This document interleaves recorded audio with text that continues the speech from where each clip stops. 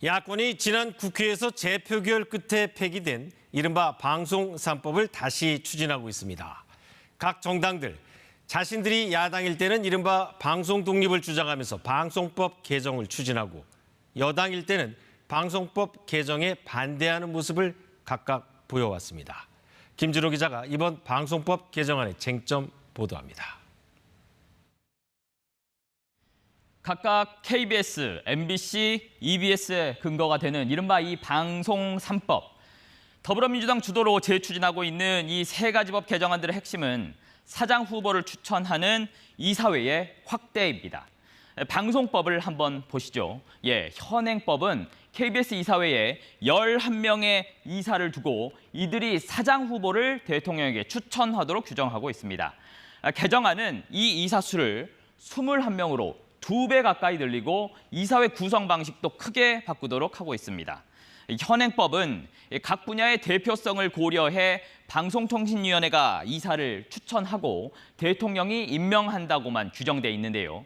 방송민주화를 통해 1987년 현재 방송법이 마련된 뒤부터 관례적으로 국민의 대표인 국회에서 여권이 이사 7명을, 야권이 이사 4명을 추천해 모두 11명의 이사회를 구성하는 방식을 취해왔는데 개정안은 이를 완전히 바꾸겠다는 겁니다.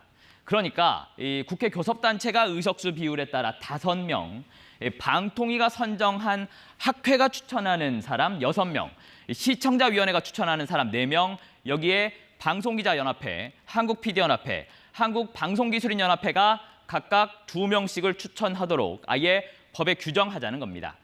더불어민주당은 이런 이사회 확대에 대해 KBS의 공적 책임 실현을 위해서는 독립적이고 자율적인 운영을 통해 언론의 자유와 독립을 보장해야 하기 때문이라고 주장합니다. 현행법은 이사와 사장, 선임 과정에서 정치적 영향력을 배제할 수 없는 구조라는 겁니다. 각 분야의 전문가와 사회 각 분야의 대표성을 반영하는 방향으로 확대해야 한다는 주장입니다. 반면 국민의힘은 그럴듯하게 포장했지만 실제로는 국민의 뜻에 따른 대선 결과가 어떻게 나오더라도 공영방송을 특정 정파 카르텔에 영구히 복속시키기 위한 악법이라고 주장합니다. 이 개정안이 현실화되면 국민의힘 추천 이사 2명을 제외하고는 실제 법 시행 과정에서 나머지 이사들 상당수가 이 친야권, 친노조 성향의 이사들로 채워질 가능성이 크다는 주장입니다.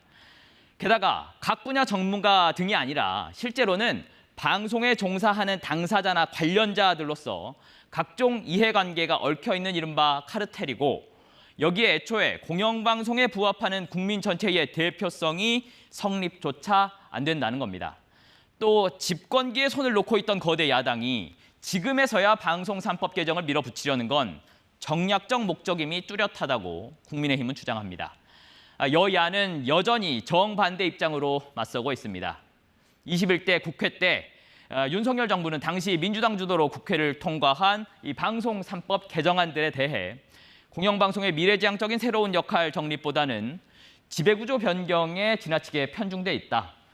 특정 이해관계나 편향적인 단체 중심으로 이사회가 구성됨으로써 공정성과 공익성이 훼손될 것 등을 이유로 국회에 제의를 요구했고 재표결 끝에 부결돼 폐기됐습니다. KBS 뉴스 김진호입니다.